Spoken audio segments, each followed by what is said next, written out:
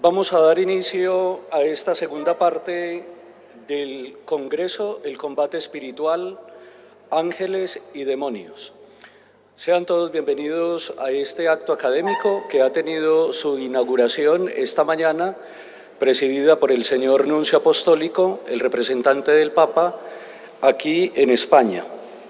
En esta segunda parte vamos a escuchar al padre Javier Luzón Peña, y lo vamos a escuchar en su ponencia, Misión de los Ángeles en relación a los hombres. Vamos a presentar un poco la biografía del padre Luzón, su formación, su preparación en este ámbito. El padre Javier nació en Murcia en el año 1952. Es premio extraordinario de licenciatura en Filosofía en 1976. Becario del Ministerio de Educación y Ciencia, se dedicó entre 1974 y 1980 a la docencia universitaria y a la investigación en el campo de la antropología filosófica. Es sacerdote desde 1980. Fue formador en 2 seminarios y trabajó como capellán en la pastoral universitaria y juvenil, colaborando en parroquias. En 1984 se doctora en teología. Desde 1985 se ocupó preferentemente de la pastoral matrimonial, impartió ejercicios espirituales y cursos de formación a casados, a jóvenes y a sacerdotes, y colaboró en actividades de culto y formación organizadas por hermandades y cofradías. Ha impartido abundantes cursos de teología y ha sido profesor en el Centro Diocesano de Teología de Getafe, de Antropología Teológica y de Sagrada Escritura. Actualmente imparte cursos de Biblia y de Patrología en parroquias de Madrid. Fue exorcista entre 1995 y 2015 en las diócesis de Córdoba y de Madrid. Es vicario parroquial y capellán coordinador de un hospital en Madrid. Es autor del libro Amar con el cuerpo, claves antropológicas de la moral sexual católica, Córdoba, 1998, edición Alto la Cruz. Es autor del primer manual de exorcística católica, Las 6 puertas del enemigo, experiencia de un exorcista, Córdoba, 2017, edición Alto la Cruz. En 2016 publicó el siguiente estudio sobre el avance en la comprensión del matrimonio, en la doctrina del Concilio Vaticano II, conjunción y comunión en la actual antropología católica del matrimonio, en Francisco Rodríguez Valls y Juan José Padial. Edición Hombre y Cultura, estudios en homenaje a Jacinto Choza. En los años 90 empezó a trabajar en las redes sociales, colaborando con websites católicos y luego creando sus propios canales, Tiempo de Respuesta de YouTube y Padre Javier Luzón de Telegram. Es sacerdote que nace en una familia de juristas. Su padre ejercía como fiscal en Murcia en aquella audiencia y fue encargado de la cátedra de Derecho Penal durante varios años. Padre Javier, sea bienvenido y este público lo escucha con amor y con cariño. Muchas gracias. Muchas gracias y un saludo muy cordial a las distinguidas autoridades de esta universidad, autoridades eclesiásticas, a los profesores, los alumnos, amigos. Y para mí este encargo que me hizo Lola Mendoza de la universidad, a través de ella, de ocuparme de esta charla, pues ha sido especialmente entrañable, por varios motivos. Como ya ha dicho don Fabián, pues he nacido aquí, he vivido los años más importantes de mi vida, que son la gestación y la infancia, y luego ya la adolescencia me trasladé a Madrid, pero hacía ahora, pues eso, 55 años que no venía por Murcia, y pues le tengo mucho cariño y bueno, para mí ha sido pues muy gozoso poder aceptar este encargo. También por el tema, he sido profesor de antropología, que es la materia donde se trata el tema de los ángeles y los demonios en la enseñanza de la teología, pues la visión del ser humano desde la revelación y toda la creación, tanto de, como decimos en el credo, de cielo, los seres espirituales, y tierra, los seres corpóreos. Y entre ellos nosotros, que como dice Santo Tomás de Aquino, a quien la Iglesia lo tiene considerado como el doctor angélico, porque es el que mejor explicó la realidad de los ángeles, pues nosotros somos, dice en el comienzo del segundo libro, comentario al segundo libro de las sentencias de Pedro Lombardo, que era en el siglo XII, pues la teología la resumió, las sentencias de los padres de la Iglesia y de la Escritura, Pedro Lombardo. Y a partir de ahí, los teólogos lo que hacían era comentar para ser bachiller en sentencias, lo equivalente ahora a ser titular de universidad, o ser profesor en sentencias, que era lo equivalente a ser un catedrático. Pues en el comienzo del segundo libro de las sentencias, que fue el manual que utilizó Tomás de Aquino en sus cátedras de Nápoles y de París, pues dice que el ser humano es como el horizonte de la creación, porque es donde se junta el cielo y la tierra. Somos un ser espiritual y corpóreo. Esto es muy importante hoy día. Por eso este congreso me parecía, en unos tiempos en los que se ha olvidado esta realidad, que no somos un espíritu que utiliza un cuerpo, como dice la ideología de género, como decía Platón, como han dicho Descartes, como han dicho los maniqueos, los gnósticos, distintas corrientes que han repetido, han reeditado el mismo error, en no entender que nuestro espíritu no es como el de los ángeles, que los ángeles son incorpóreos. Nuestro espíritu está corporizado, todo lo recibimos por el cuerpo y lo expresamos a través del cuerpo. Y nuestro cuerpo está espiritualizado, nuestro cuerpo tiene unas propiedades espiritualistas, personalistas, que no existen en los animales. Y por eso pues, es otra dimensión. Bueno, pues el ser humano es eso, es el horizonte. Entonces, hablar de los espíritus en estos momentos de la realidad espiritual, pues me parece que es algo muy importante. Hace unos meses estuvo en Madrid dando un retiro un sacerdote de fuera de España que comenzó diciendo que nosotros captamos el 18% de la realidad y no nos enteramos del 82% restante. Y por tanto, podemos vivir en la necedad. Somos miopes para la realidad espiritual. ¿Por qué? Siendo un espíritu corporizado, ¿por qué somos miopes para lo espiritual? Porque, por lo que me llamaba en antropología, el lamentable evento de la manzana, ¿no? Por el pecado original, el ser humano queda debilitado espiritualmente. Queda miope para las realidades del espíritu, para captar la condición creatural, que somos criaturas de Dios, que todo el mundo es expresión del amor que Dios nos tiene. Entonces no nos enteramos de casi nada. Y por eso es tan importante recuperar esa realidad que ha sido muy negada en el siglo XX. Miren, si hoy día una persona que tenga problemas de ataques extraordinarios de los diablos acude a un sacerdote católico, ¿qué puede pasarle? Pues en el 95% de los casos le puede pasar lo de Nefarios. Me han dicho que van a ver mañana esa película, que me parece que es un peliculón, donde aparece la figura de ese tipo de sacerdotes que a quienes no les han enseñado la asistencia de lo espiritual en el seminario. A mí nunca me hablaron de cosas exorcísticas en el seminario. Yo aprendí de esto porque era profesor de antropología, había estudiado Santo Tomás, estaba haciendo la tesis sobre Santo Tomás de Aquino, y cuando luego ya me viene la vocación y estando en Córdoba el obispo me pide que me encargue de esto, bueno, pues yo no tenía ninguna formación previa más que la formación que había adquirido estudiando a Santo Tomás. Porque en el seminario esta realidad no existe. Entonces, ¿qué pasa?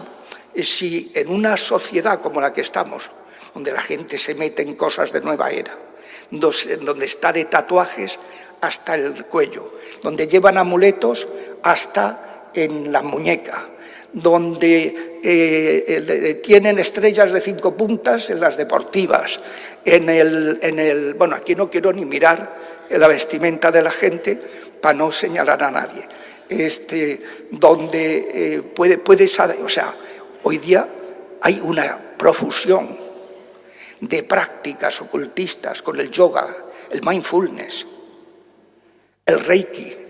La gente se cree que son realidades inocentes y es terrible luego ver las consecuencias. Les cuento cómo me apareció por Madrid una escritora británica muy conocida, jovencita, 32 años por ahí, que escribe libros de niños, para niños. Y era un zombi. Y quería que la atendiera algún sacerdote exorcista. Entonces me llamaron, yo en ese momento ya no lo era, y le dije, mira, yo no soy exorcista. Bueno, pero es para discernir. Bueno, total, que vino la chica y era tremendo, porque era una mujer de un 80 y pico, con los brazos caídos, que no podía hablar. Digo, pero esa es muda. Y escribía, no, pero me he quedado muda. Entonces le rezamos y le echamos al demonio mudo y empezó a hablar. Y entonces nos explicó que empezó a hacer mindfulness.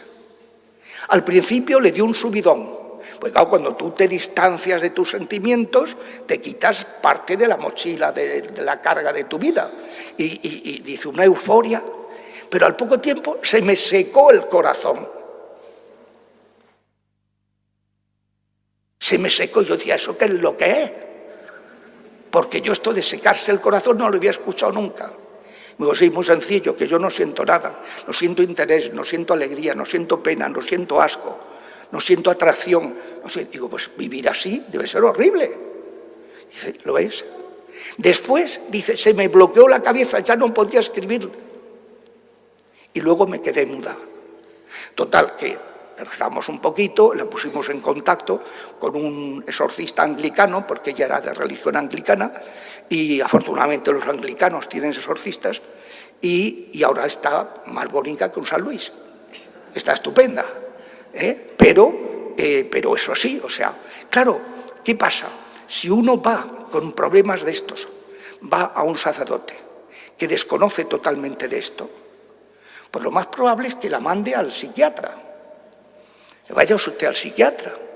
Dice, mire, si yo ya he pasado por todos los psiquiatras, cuando van al cura normalmente es porque han pasado por todo, han ido a curanderos, se han puesto peor, han ido a psiquiatras, a psicólogos, y ya acuden como último recurso, pues acuden a la iglesia, ¿no?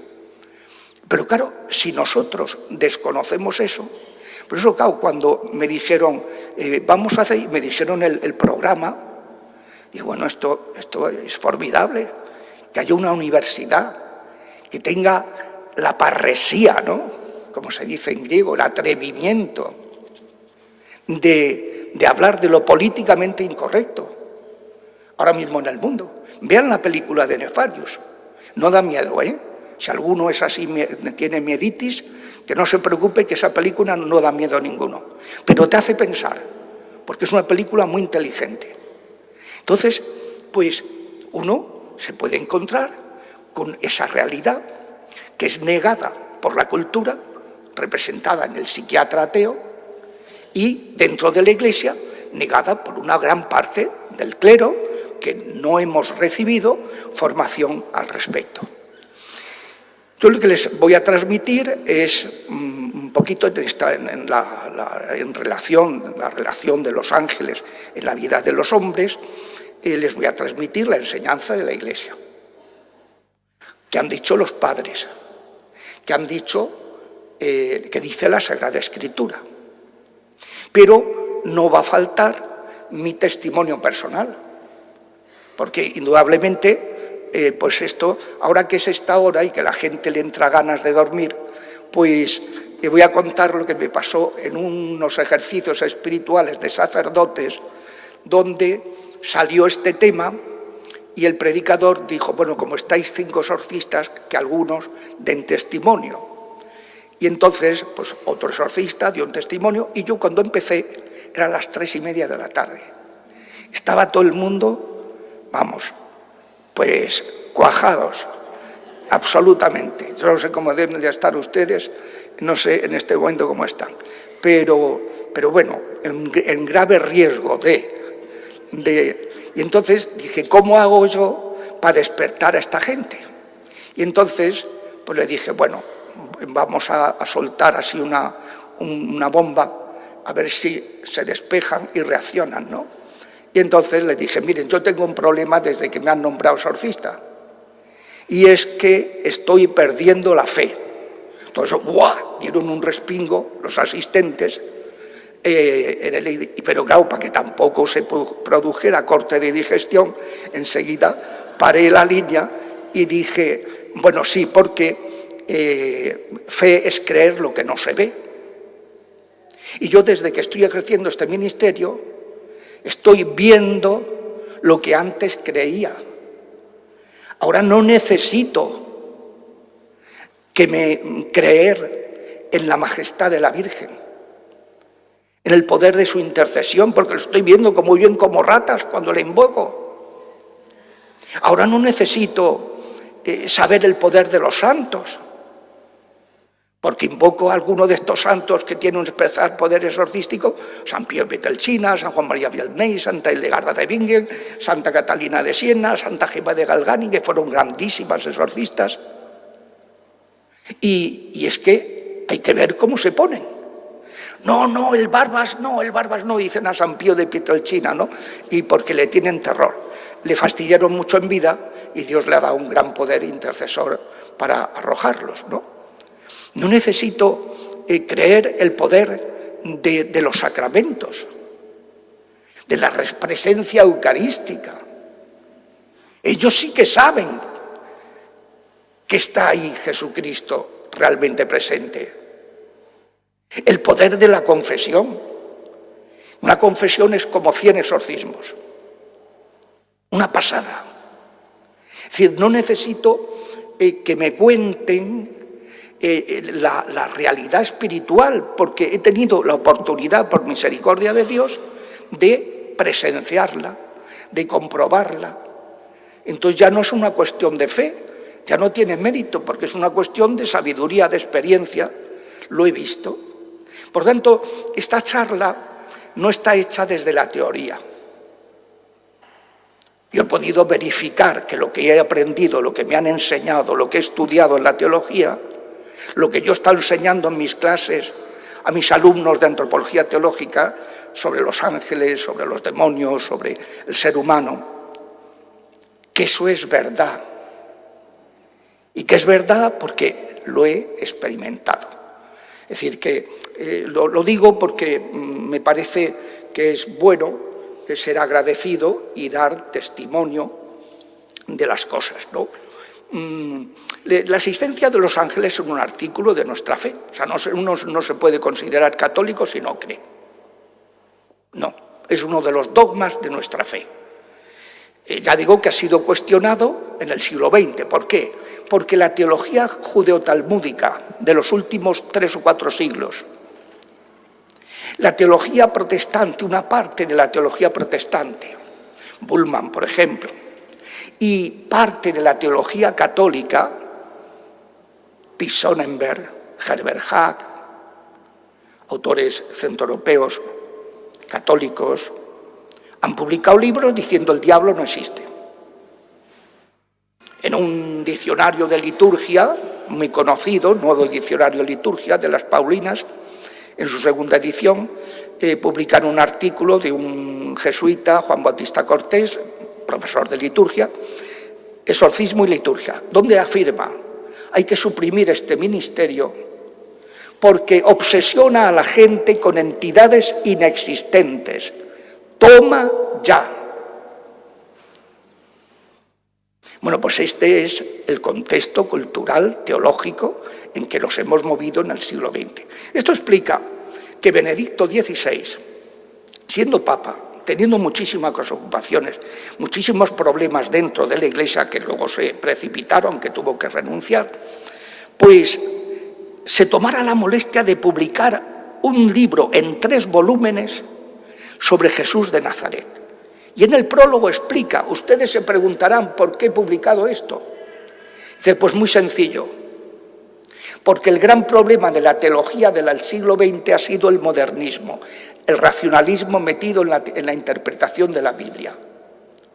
Entonces, si tú haces una hermenéutica bíblica en que niegas la realidad espiritual y la realidad sobrenatural, todo se desmorona y ya no puedes demostrar que Cristo es Dios, porque Cristo, yo sé que es Dios porque hizo milagros, porque echó demonios, y eso no lo puede hacer ningún ser humano. Y por eso sé yo que Cristo es Dios. Y si Cristo no es Dios, como decía Pablo, entonces toda nuestra fe se vuelve vana si Cristo no ha resucitado, si es una mera creencia de sus discípulos. No, si Cristo no es Dios, entonces yo puedo decir lo que dicen los del camino sinodal alemán,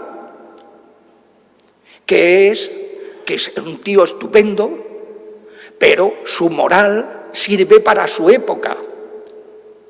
Pero ahora que somos muy modernos, hay que adaptar la moral evangélica, adaptarla a los tiempos presentes. Y ahora el adulterio es lo normal, o sea, el divorciarse y juntarse con otro o con otra, pues si eso es lo normal, pues hay que adaptar en la moral evangélica, porque está anticuada. Como así decía el monseñor Hollerich, este arzobispo jesuita de Luxemburgo, presidente del sínodo de la sinodalidad, diciendo la moral evangélica, la moral sexual de la Iglesia se ha quedado muy anticuada y por eso los jóvenes los estamos perdiendo. No, bonito, no, todo lo contrario. Estamos perdiendo a la gente se va no por el Evangelio, sino por la falta de autenticidad evangélica. Lo que arrastra es Cristo. Y en eso influye muchísimo darnos cuenta de la realidad sobrenatural. El primer artículo del credo empieza diciendo: creo en un solo Dios, Padre Todopoderoso, Creador de cielo y tierra. Por cielo se entiende la realidad espiritual y tierra la realidad corpórea. Es el creador de los ángeles y de los hombres. Hay muchos padres de la Iglesia que dicen que la creación de los ángeles y del universo fue a la vez. ¿Por qué? Porque forma parte de un conjunto. ¿Y por qué los ángeles tienen un papel en relación al mundo corpóreo? Cada uno el suyo. Y de los ángeles que rechazaron a Dios, que es lo que llamamos demonios, diablos. Diablo es una palabra griega que significa diabolos, el que se entromete para separar acusando. Lo contrario del paracletos, el que une y te defiende y reconcilia. Pues los diablos lo que hacen es pues no cumplir, o sea, oponerse su misión, los dones que recibieron para cumplir su misión, utilizarlos para el mal. Y los ángeles bienaventurados, cumplir la misión que les ha sido confiada. Entonces, digo que el símbolo profesa esa realidad, y en el Cuarto Concilio de Letrán, en el siglo XIII, afirma que Dios, al comienzo del tiempo, creó a la vez de la nada una otra criatura, la espiritual y la corporal. Esta existencia de seres espirituales personales, son personas como nosotros, pero mucho más poderosos. Digo que es una verdad de fe y pues aparece en muchos testimonios, San Agustín, San Gregorio Magno, muchísimos testimonios y luego pues ha habido teólogos, sobre todo Santo Tomás de Aquino, que lo explica maravillosamente. Tiene un resumencito de sus enseñanzas en otros textos, en las cuestiones 50 en adelante hasta las 64, donde va explicando cómo funcionan, cómo son los ángeles, etc. San Agustín dice que la palabra ángel es un nombre de su oficio, no de su naturaleza. Su naturaleza son seres espirituales. Su oficio es ángelon, mensajero. ¿Qué significa evangelio? Buen mensaje, buena noticia. Los ángeles son los mensajeros, son intermediarios entre Dios y los hombres. En la plegaria eucarística primero decimos que esta ofrenda se ha llevado a tu presencia al altar del cielo por manos de tu ángel. Que los ángeles presentan a Dios nuestras oraciones. Ahora vamos a ir viendo las cosas que nos dice la Escritura sobre ellos, ¿no? Que son realidades muy importantes. Por ser espirituales son inmortales. El espíritu no se corrompe, por tanto, son para siempre, para bien y para mal, tanto los buenos como los condenados. Son seres espirituales, tienen inteligencia espiritual y voluntad espiritual. Cada uno, al ser espirituales, cada uno es totalmente distinto de los otros. No son como especies que se repiten. Nosotros nos repetimos, nos reproducimos en parte porque tenemos una dimensión corpórea. Los ángeles no, al ser espirituales no se reproducen para subsistir porque son inmortales. Entonces, pues la Escritura, por ejemplo, Lucas 20:36, cuando le preguntan a Jesús, bueno, y si uno se casa con una mujer y muere, y su hermano se casa con ella, y hasta 7 hermanos, y muere la mujer, ¿de quién será mujer en el cielo? Y dice, no, es que en el cielo son como ángeles, que son inmortales, ya no se reproducen. En el cielo no hay sexo, no hay matrimonio. Superan en perfección, en poder, a las criaturas visibles. Y pues eso es importante para tener en cuenta lo que el Papa... Saben que este Papa es uno de los papas que más ha explicado estas cuestiones. Los obispos de Estados Unidos le han publicado un libro que se llama en inglés Rebuking the Devil, reprendiendo, combatiendo al demonio, donde recogen sus catequesis sobre los diablos. Y se ve que el Papa tiene experiencia. Yo he tenido una paciente argentina que la diagnosticó él cuando era arzobispo de Buenos Aires. Y se nota, ¿no? Se le nota la experiencia y que, de hecho, ha escrito hace unos años a todos los obispos del mundo diciéndoles, en Roma estamos hasta la coronilla, bueno, con palabras educadas, estamos hasta la coronilla de denuncias contra obispos que no atienden a la gente atribulada por los diablos. Por favor, cumplan su obligación de instituir exorcistas y formarlos. A ver, un obispo es el responsable de este ministerio. ¿Cuál es uno de los signos de los obispos? Uno de los signos es el báculo. ¿Qué es el báculo? El báculo es una serpiente. Acaba en una forma de serpiente enroscada. Es el poder que Cristo ha dado a su Iglesia para someter y combatir a los diablos. Entonces, por eso el Papa les ha pedido que, por favor, y ha habido, pues, hoy porque han obedecido y otros, pues, que se han fumado un puro, y no le han hecho. Hablo así un poco a ver si se despierta la gente, porque la veo un poco dormida y entonces, pues, hay que tal. Bueno, pero ha habido muchos que sí. Por ejemplo, en Cataluña, que había muy pocos exorcistas, ahora todas las diócesis catalanas tienen exorcista.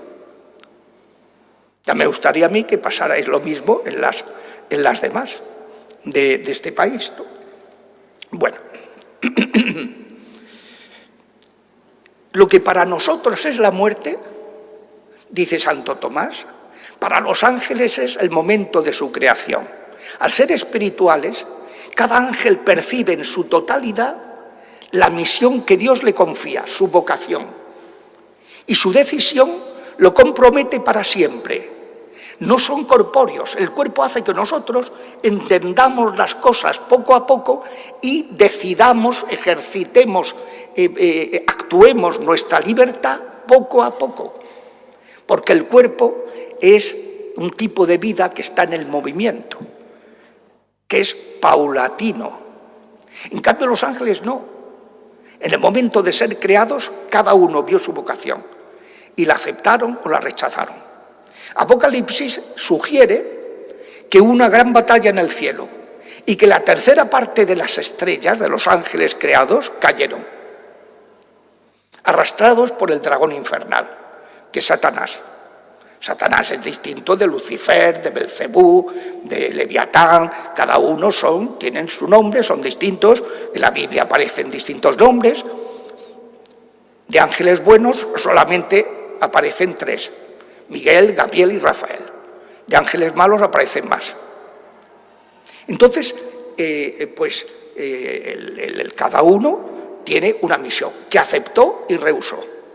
Los que aceptaron siguieron el grito de San Miguel. Miguel no era de los poderosos y de los grandes, y ahora es impresionante el poder que tiene, porque es el poder de la humildad. Al hacerse humilde, deja entrar a Dios y es el más poderoso de todos.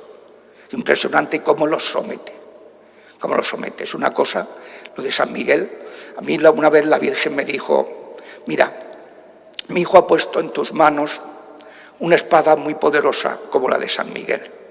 Pero es una espada muy peculiar, que tiene una empuñadura muy pequeña, que solo un niño pequeño e inocente, humilde e inocente, puede manejar. Tú haz como San Miguel, hazte pequeño, hazte humilde, sé inocente, sé recto, sé puro de corazón y podrás utilizar esa espada de San Miguel, esa espada que mi hijo ha puesto en tus manos. Impresionante, pero eso es San Miguel, es el gran poder de la humildad. Él dijo: ¿quién como Dios? Eso significa Micael. Él es el Elohim, Dios. ¿Quién como Dios nos ama? ¿Quién como Dios nos conoce? ¿Quién como Dios sabe lo que nos conviene? ¿Quién como Dios nos quiere hacer felices? Y las 2 terceras partes de los ángeles criados siguieron esa política.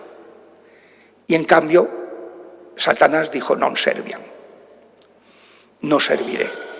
Dicen muchos padres de la Iglesia que la razón por la cual rechazaron su vocación fue por envidia al hombre, porque el Hijo de Dios, se les había revelado que el Hijo de Dios se haría hombre y no ángel.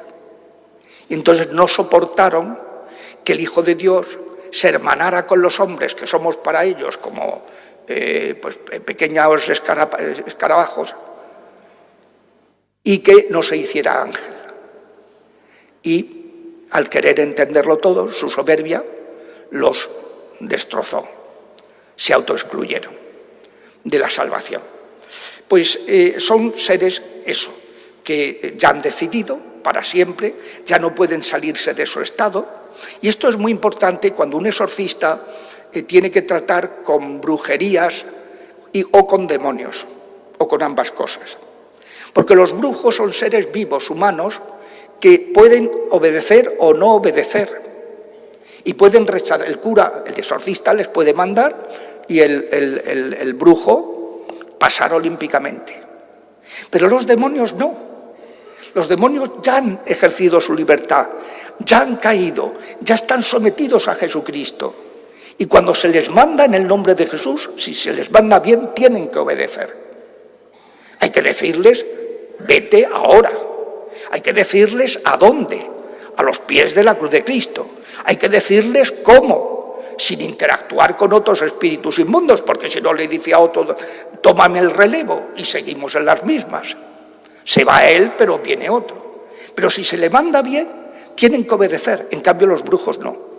Por eso, cuando un exorcista ve que hay un maleficio, hay una brujería, tiene que, a los demonios que están detrás de esos brujos, reprenderlos y echarlos.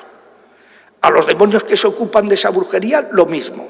Pero a los brujos, reprenderlos y advertirles que si no desisten, van a quedar, San Miguel los va a destruir. Entonces, por miedo, pues puede ser que cesen en sus brujerías. Eso digo que es algo que hay que tener en cuenta, ¿no? El poder, ¿qué poder tienen los ángeles? Los buenos y los malos. Son espíritus, no están limitados por un cuerpo. Nosotros podemos actuar allí donde llega nuestro cuerpo. En cambio, los ángeles, buenos y malos, pueden actuar en cualquier lugar material. Por eso tienen más información. Luego no son con una vida corta, son inmortales. Conocen todos nuestros antepasados, conocen nuestras ataduras, conocen nuestras vidas. En la película Nefarius se pone en evidencia eso muy claramente, ¿no? Se queda el psiquiatra asustado cuando ve que lo tenía observado toda su vida, ¿no? Tienen más información.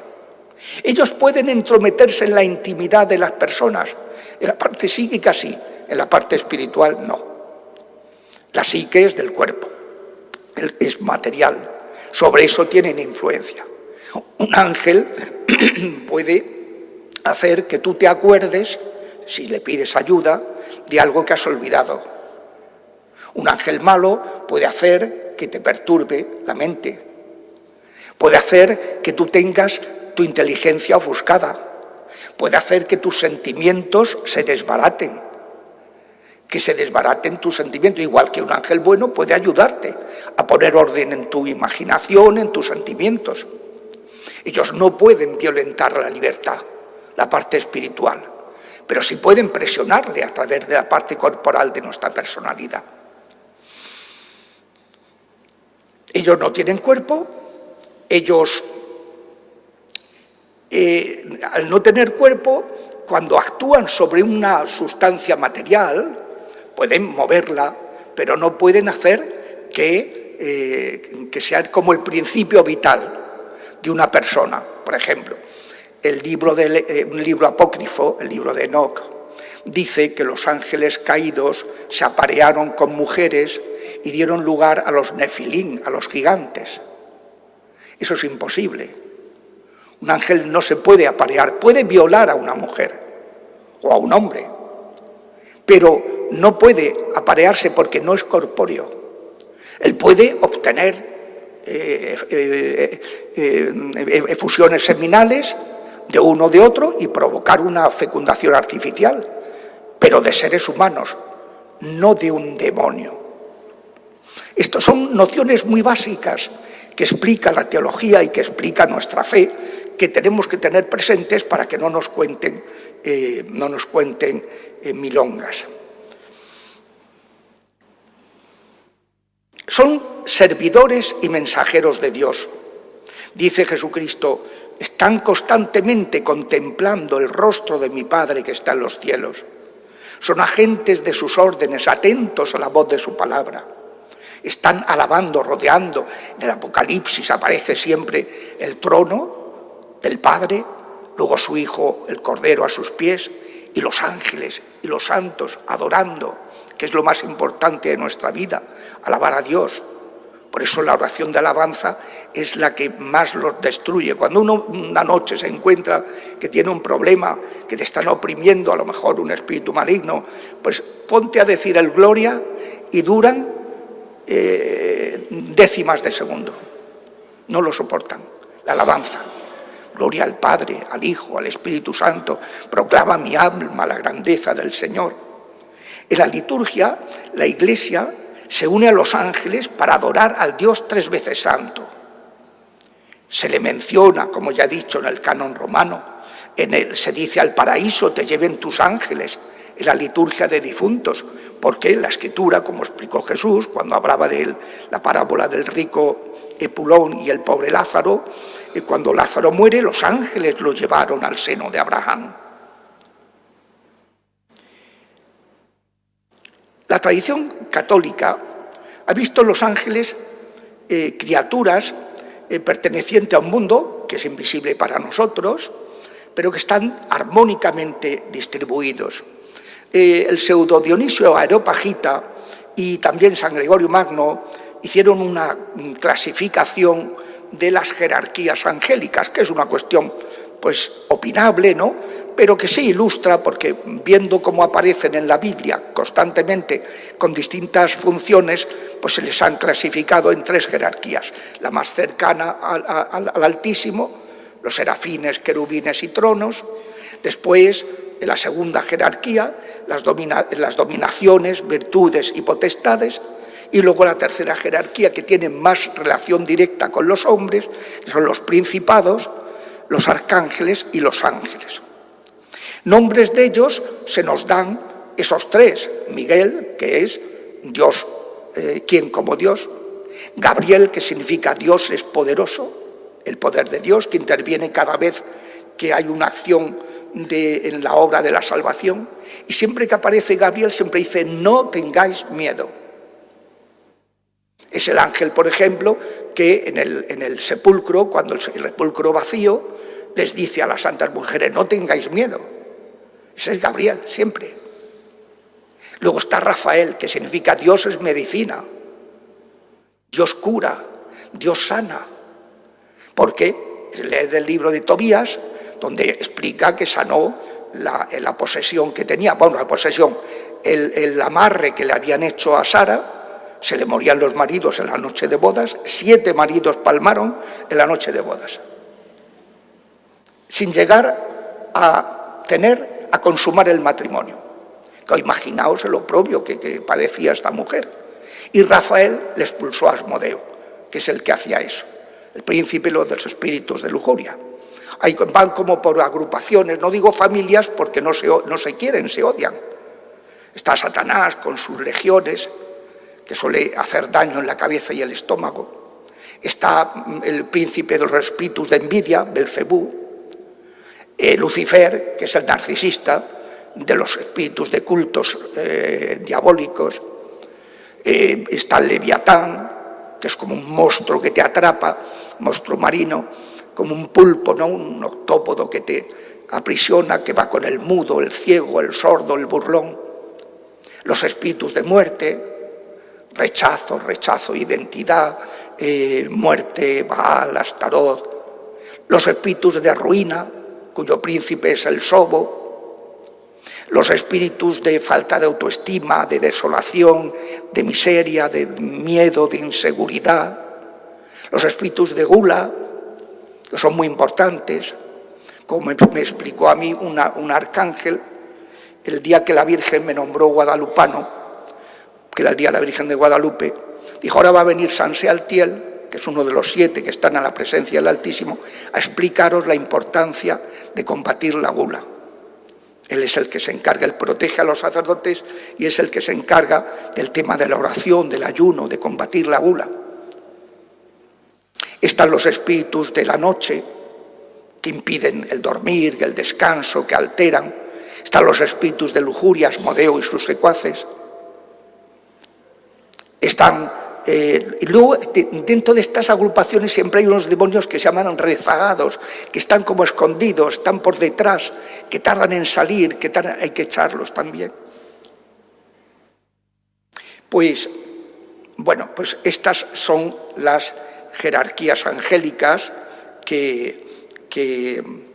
voy a procurar ir terminando porque me han dicho que podíamos dejar algún espacio para alguna pregunta. Y bien, si miran en el Catecismo de la Iglesia Católica, todo lo que explica cómo la misión de Jesucristo está totalmente acompañada por ángeles.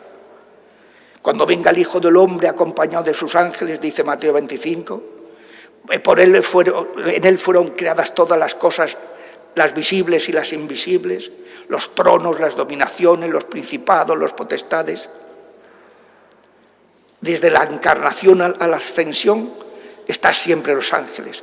El ángel Gabriel, la Anunciación, adórenle todos los ángeles de Dios, dice carta a los Hebreos.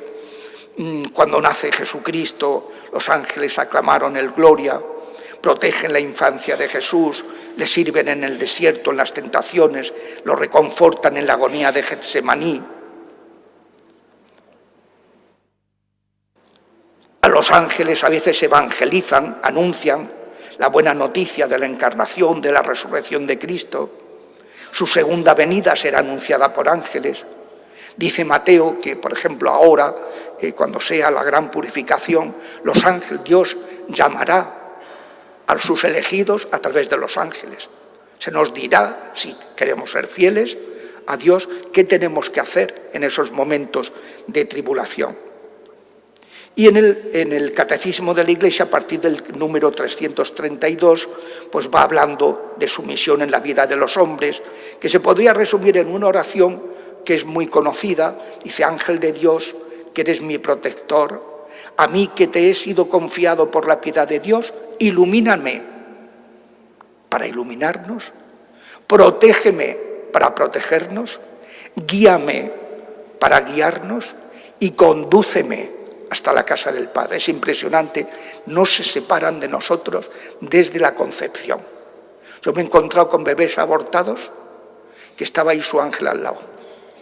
No se podían ir al cielo porque no podían perdonar al que los había matado. Y entonces había que ayudarles a perdonar. Y si le preguntabas, ¿cómo te llamas? Le digo, no tengo nombre.